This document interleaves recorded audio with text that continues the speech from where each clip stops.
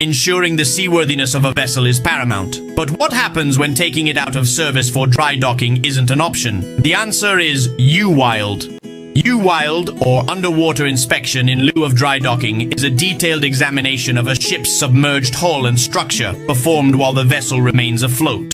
The survey's primary goal is to inspect all areas for damage, corrosion, and wear, ensuring the hull's structural integrity and compliance with international safety regulations. Key areas include the propellers and rudders. Inspectors check for cracks, erosion, and any damage that could affect the vessel's performance and steering. Highly trained divers are often employed for close-up visual inspections, accessing areas that ROVs might struggle to reach with the same level of detail.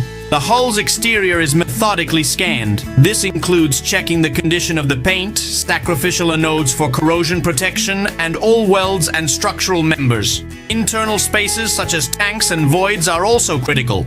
Divers or remote cameras inspect for pitting, deformation, or any signs of water ingress that could compromise buoyancy.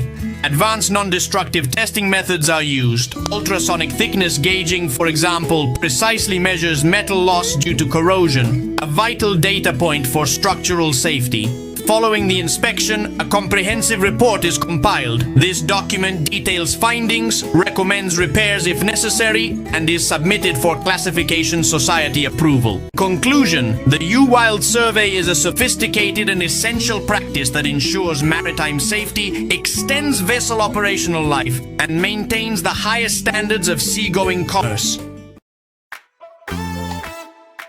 Subscribe for more video.